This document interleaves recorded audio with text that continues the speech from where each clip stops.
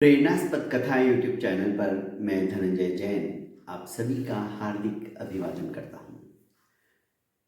छोटी सी कहानी डीजे की जुबानी। एक ग्वालन थी, प्रतिदिन अपनी मटकी के अंदर ताजा ताजा दही लेकर एक गांव से दूसरे गांव जाकर बेच आती थी। बीच में जमुना जी थी। प्रतिदिन नाव से आती थी, 2 पैसे नाव वाले को देती थी और शाम तक अपना दही बेचकर वापस अपने गांव आ जाती थी। एक बार उसका दही बड़ी जल्दी बिक गया। सोचा कि आज तो बहुत जल्दी दही बिक गया,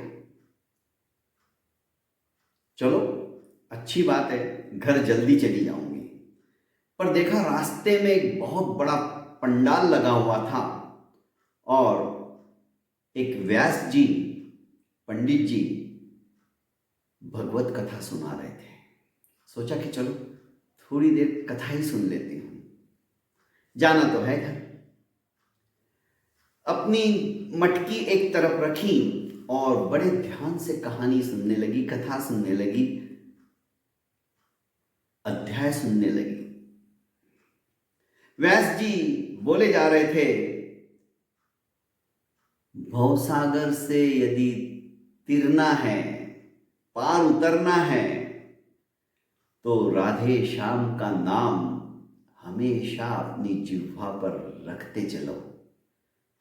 तुम्हें कोई तकलीफ नहीं आएगी, कोई दिक्कत नहीं आएगी। इसलिए ये गुरु मंत्र समझ लिया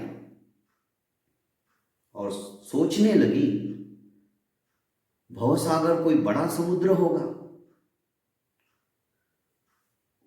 उसे तीरने के लिए भी राधे श्याम ये मंत्र, ये नाम यदि हम सच्चे दिल से ले तो पार उतर जाएंगे। अरे वाह, आज की इस भगवत कथा में कितना सुंदर मंत्र मिल गया। मैं तो उठते बैठते सोते जाते जागते बस अब उसी का नाम लेती रहूंगी, उन्हीं को स्मरण करती रहूंगी। और यह ग्वालन जहां पर नौकाएं रहती थी, इस किनारे से उस किनारे पर छोड़ने वाली, उधर नहीं जाकर सीधे अपने घर की तरफ जो जमुना बहती थी उस तरफ आ गई।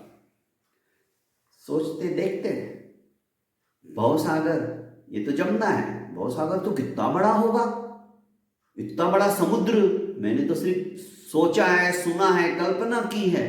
ऐसे तो कई जमुनाएं हमारी उसमें चली जाएगी, तो जमुना को पार क्यों नहीं कर सकती हूं। बस सच्चे मन से उसने राधे श्याम नाम लिया और एक पैर आंख बंद करके पानी के अंदर रख दिया, जमुना जी में रख दिया। आश्चर्य, जमुना जी के अंदर उसका पैर डूबा नहीं। उसने दूसरी बार नाम लिया, दूसरा पैर आगे रखा और इस तरह वारंवार राधे श्याम राधे श्याम राधे श्याम राधे श्याम करते करते पूरी जमुना चल के आ गई, मानो कि धरती के ऊपर ही चल रही है। जमुना जी के वक्षस्थल पर वो इस तरह से चल रही थी जैसे मानो हम जमीन पे चल रहे हैं। उसे बड़ी खुशी हुई, उसके हर्ष का पारावार नहीं रहा। सोचने लगी कि वाह, गुरु जी ने क्या मंत्र दिया है, अब तो रोज का सिलसिला हो गया। पर यह ग्वालन सच्चे मन से, अंतर हृदय से उस परमपिता परमेश्वर का नाम लेती थी, फलस्वरूप जमुना जी पार कर जाती थी। 1 महीना हो गया, 2 पैसे प्रतिदिन उसको आने के वक्त और जाने के वक्त देने पड़ते थे, मतलब 4 पैसे उसके हर दिन के बचने लगे। पैसे इकट्ठे हो गए। सोचा कि क्यों नहीं, जिन गुरु जी ने ये मंत्र मुझे दिया उनको अपने घर पे लेके चलूं, उनका सत्कार करूं, उनका सम्मान करूं, उनकी पूजन अर्चन करके उन्हें कुछ भेंट स्वरूप में कुछ ना कुछ मैं दूं। ऐसा दिव्य भव्य मंत्र उन्होंने मुझे दिया है, मेरी तो जिंदगी ही बदल गई। दही बेचकर जब ढूंढने लगी व्यास जी कहाँ गए, जो 1 महीने पहले यहाँ पे पंडाल में प्रवचन कर रहे थे वो कहाँ मिलेंगे? किसी ने कहा कि वो तो अपने आश्रम में है, वो तो भागवत सप्ताह चल रहा था इसलिए वो यहाँ पे पंडाल में, क्योंकि उनके आश्रम में इतनी जगह नहीं है कि इतनी सारी पब्लिक बैठ सके, तुम वहां चले जाओ। वो नगर के बाहर व्यास जी के आश्रम में पहुंच गई और व्यास जी को कहने लगी कि महात्मन आप मेरे घर पे चलिए, मुझे सेवा का मौका दीजिए। हाँ हाँ बेटा जरूर चलेंगे, आज नहीं कल चलेंगे। ठीक है महाराज। यह ग्वालन वापस राधे श्याम करते हुए जमुना जी के वक्षस्थल पर चलते हुए आ गई। दूसरे दिन वापस आई कि महाराज जी चलिए। हाँ हाँ आज जरूर चलते हैं। व्यास जी तैयार हो गए, बढ़िया धोती पहनी, घड़ी बांधी, गले में चैन, सोने की अंगूठी, गमछा डाल लिया, तिलक बढ़िया लगा लिया और चल दिए। जब यह ग्वालन जिधर नौकाएं रहती थी उधर उस घाट की तरफ नहीं जाकर दूसरी तरफ जाने लगी तो महात्मा पंडित जी व्यास जी जो थे वो बोलने लगे कि बेटा इधर कहां जा रहे हो, नौकाएं तो उधर है। अरे नहीं महाराज जी आप चलिए तो सही। सोचा कि हो सकता है इस तरफ इसने छोटी कोई नौका का अरेंजमेंट करके रखा हो जो स्पेशल नौका से मेरे को ले जाना चाहती हो। चल दिए। जब किनारे आए तो वहां तो ना तो नौका थी ना नाविक था।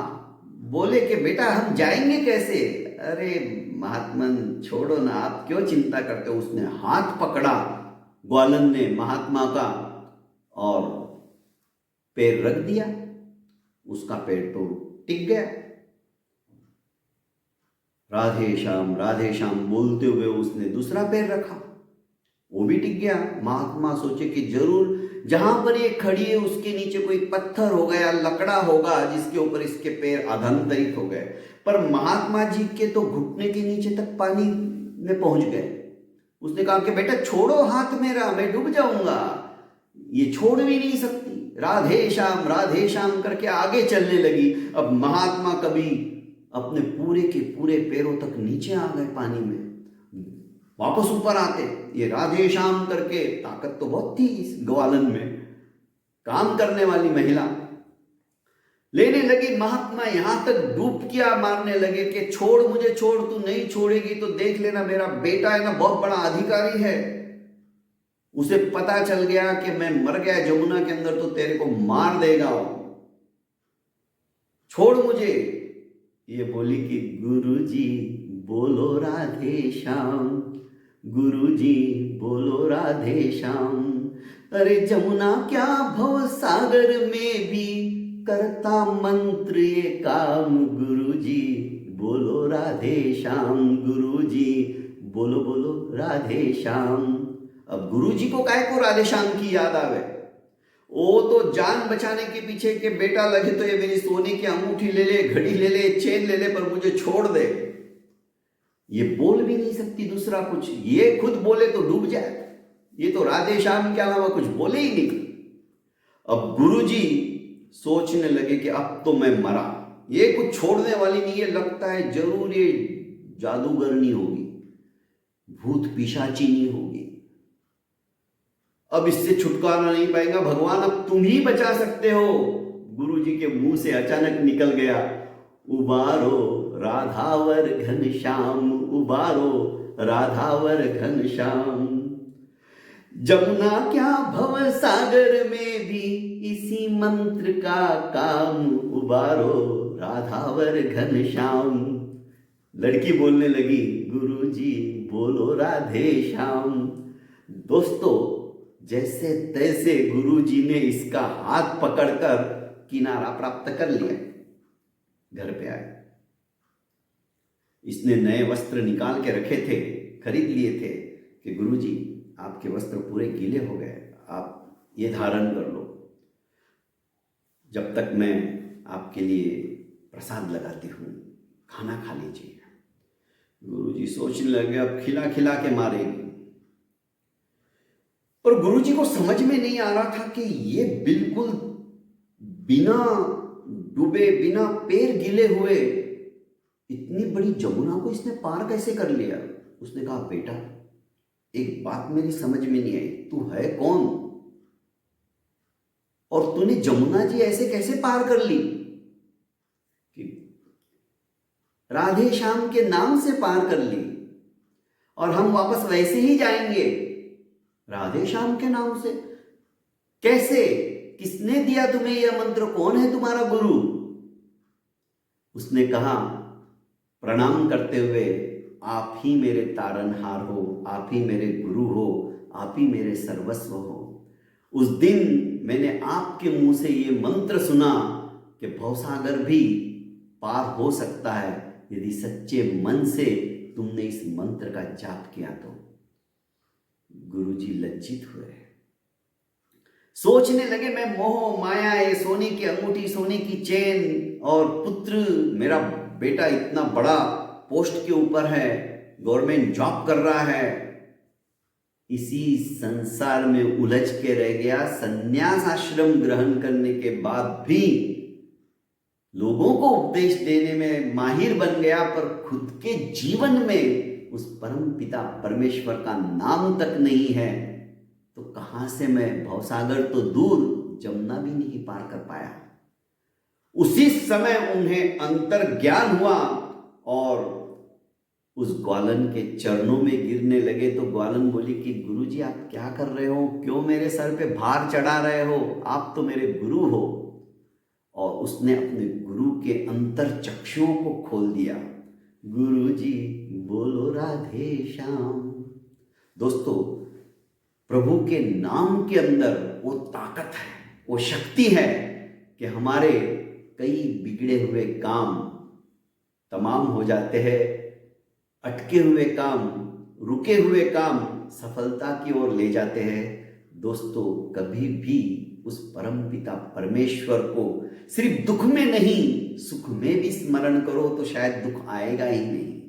इस तरह से हम भी उस परम पिता परमेश्वर का नाम स्मरण करते हुए प्रत्येक काम करेंगे तो मैं समझता हूँ हमारे जिंदगी के अंदर कभी भी किसी भी चीज की कमतरता नहीं आने पाएगी। बहुत बहुत धन्यवाद, प्रणाम।